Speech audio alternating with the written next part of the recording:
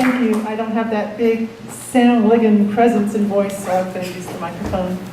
My novel takes place in the 13th century, and the four sisters are Marguerite, Queen of France, Eleanor, Queen of England, Sanchia, Queen of Sicily, and Beatrice, the youngest Queen of, she was Queen of Sicily, Sanchia, Queen of Germany. And in this chapter, Beatrice is finally getting to be queen. Her three older sisters are all queens, and they've done things like at the Christmas feast, they made her sit at a lower table because she wasn't a queen and they were. So they have this sibling rivalry going on. This book is really a book about women's power, and it's about sibling rivalry and family. I call it sibling rivalry on a royal scale. In this scene, Beatrice is on her way across the Alps with a huge army that she has amassed herself to help her husband, Charles, who is the Count of Provence, through marriage to her. He wants to be king of Sicily. They want to be emperor and empress of a larger domain. This is just the beginning for them. They're very ambitious people. And she's leading this force over the Alps to help Charles defeat Manfred, the son of the late Emperor Frederick II, who is the rightful heir to the Sicilian throne. But the Pope doesn't want Manfred to be the king of Sicily. The Pope fought against Frederick, his father, for many years. And so he's offered the job to Charles if they can defeat Manfred. So they're on the way to Rome, where they're all going to convene, and then they're going to go off and fight Manfred. So this chapter is called A Queen at Last. It takes place in 1266, and Beatrice is 35 years old. The whole world is white, the sky blankly ablaze, a page on which anything might be written, queenship or death, the snow like quicksand sucking at her feet and tugging at the furs swaddling her body, fur wet and heavy with the cold, white breath of God. Strange how she never thought of God as cold, disturbing that she never knew. The snow she expected. No one crosses the Alps in November without the sting of blowing ice, the numb of cold. Fingers are lost, the tips of noses. But her own tired desire surprises her, the yearning to float like a feather down to the pillowy white, to succumb, to enfold herself as though the snow were filled with sun instead of the lack of it, as if all that pale light could save her from the teeth of the biting wind as she slogs up the mountainside through the billowing snow. These could be clouds. The world is so far below. The crown that awaits her is a lifetime away. Her head feels light. Oh, she is tired. So tired. Her eyes close, weighted with ice. She stumbles. Hold on to my hand, my dear. Uncle Philip is with her, his horse on the rein behind, stepping surely up the narrow path, as though a single slip would not send him plummeting to his death. These are Savoy lands. He has traveled this route many times. He grips her hand and pulls her close, away from the falling edge. From behind, someone cries out. She lifts her head to look around, but sees only white. Hears only the wind's high moan. Has someone fallen? Dead for her sake. Her eyes so heavy. Uncle Philip's arm tightens around her waist, lifting her. Almost there. Rome? Near? She had not known it was so cold. Charles, she cries. In the blowing snow, a dark shape. He will warm her. I see him, she says to Uncle Philip. He leads her onward, revealing a rock. This is not Rome. They are in the Alps. Rome is far away. Charles, if not for Uncle, she would be dead. Philip appeared while she was feasting her army, bringing with him 100 men, including St. Paul, just returned from England and wedded for a fight. That's P-O-L, by the way. Simon de Montfort made an easy conquest in the end. Had Charles known, he would not have bent his knee to him. "We have reached the summit!" Uncle Philip's shout whirls in the wind and blows to the back, prompting cheers. 6,000 knights, 600 crossbowmen, 20,000 foot soldiers. Beatrice's conquests. She lured them first with gifts, flirtation, cajoling, promises. Her cheeks became stiff from all that smiling. But she could not convince King Louis. Not a cent from France. "I will be in need of my men and my money," he said. "But France is at peace." Margie's doing. She holds the keys to the treasury. If not for Beatrice, she would have been revealed as an adulteress. She would hold nothing today except her rosary. Now for the descent, turn after turn after turn. Philip grips her in an icy dance.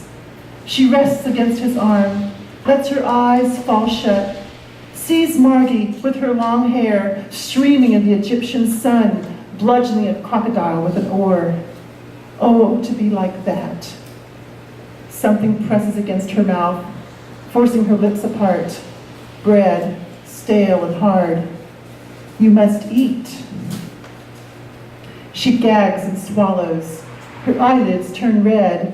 The sun's white light splinters the clouds, exposing the sky's blue underbelly. She breathes it in, filling herself with light. A ray touches her cheek. Warmth. Her uncle releases his hold. Queen Courage, he calls her. Like your sisters, were you men, you four would rule the world. This she knows. Charles could not muster an army for this campaign. Beatrice recruited the men of Provence, men who hate Charles but love money, men from Flanders and Anjou. Her father's daughter, she lured them with promises. To the Provençal nobles, she offered lands in Sicily. To the Marseille merchants, commerce. To the rest, booty by the trunkfuls. "We will all be rich," she said, "if they can conquer Manfred, if they can recapture Rome for the Pope. They will be rich, and she will be queen with as much power as a woman can wield. Next Christmas, she will sit at the head table with Eleanor and Margie. The year after that, who knows? They might bow to her. I will make you a greater queen than they," Charles said. He dreams of an empire stretching across the Mediterranean into Outremer. She will be empress of all, omnipotent. Then Charles may agree at last to a word Tarascon to Margie. Provence will be as nothing to them, while to Margie it is the only home there is. Giving it up would be a small price for the esteem of the sister she loves best. When you are being queened in a strange land, you peer into your audience as if seeking your reflection in a pool, but find only dazed and curious stares, as if they were fish looking back at you. Their shouts of acclaim, rendered in their foreign tongue, swirl like snowflakes to land on your head and shoulders and then disappear. You walk into St. Peter's Basilica with all the majesty you can muster, uncertain of each next step, as if you were an actor playing a spontaneous part, although you have rehearsed this moment in your mind many times. A chorus of monks pours music over the opulence, the cardinals in their red hats, now gilded with song, the bishops and archbishops tunefully illuminated, the velvets of the nobles alight with melody, singing up majesty, singing up reverence, singing up gold in the shape of a crown ornamented with a lifetime of dreams. "Smile, your majesty," Charles murmurs to Beatrice as they sit beside each other in their fur-lined robes, their cloth of gold, their unbejeweled arms and throats. For Beatrice has sold her jewels to pay their army.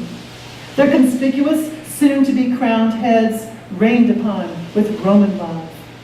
These people are not even their subjects. No more than 10 of them Sicilian, if the truth be told, yet they exult as if Charles were the Christ and she were the Virgin Mother, and this were the second coming. They lay flowers at Beatrice's feet, shout accolades, blow kisses, embrace one another. Your bewilderment is showing. People seek confidence in their leaders, not confusion.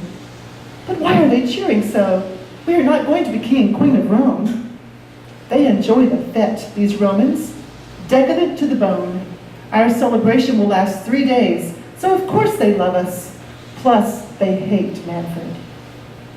And no wonder, for the Stupor Mundi's bastard son has proved shockingly ruthless, first trying to poison his young nephew Conradin, the rightful heir to Frederick's throne, and then after failing at that murder, declaring the boy dead anyway, and crowning himself king of Germany and Sicily.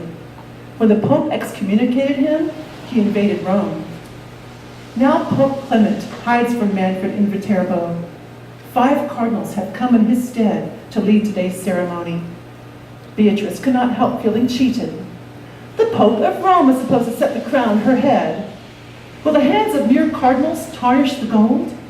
Without a papal blessing, will hers and Charles's authority be challenged? Last night, Charles laughed at her furrowed brow, her pursed lips. Has she forgotten how they stomped out the fires of mutiny in Marseille? How they rid Provence of heresy? How they defeated the Queen of France's attempts to annul their father's will and wrest their lands from them? Together, we can do anything, he said, then took her to bed and showed her what he meant. As she sits with him now, throne to throne, his hand cups hers, and she feels a current from his touch, as if rivers of power flowed from his fingertips to hers and back again. They are unstoppable. When the swans' silver-dipped coats have been stripped away and their roasted flesh consumed, when the minstrels have piped and drummed and sung themselves dry of notes, when the dancers have churned themselves into a froth and floated away, when the men have told tales until their tongues are knotted with lies, and everyone except Beatrice's 26,000 warriors has gone home, then will the real feast begin. Charles will fling their troops headlong into Sicily, aiming like a well-shot arrow for Manfred's heart, for he and Beatrice will not be king and queen of anything until the last of Frederick's heirs is dead. While Charles fights, Beatrice will be his general in Rome, launching ships, mobilizing troops, planning strategies, raising and spending money, commanding men, a queen at last.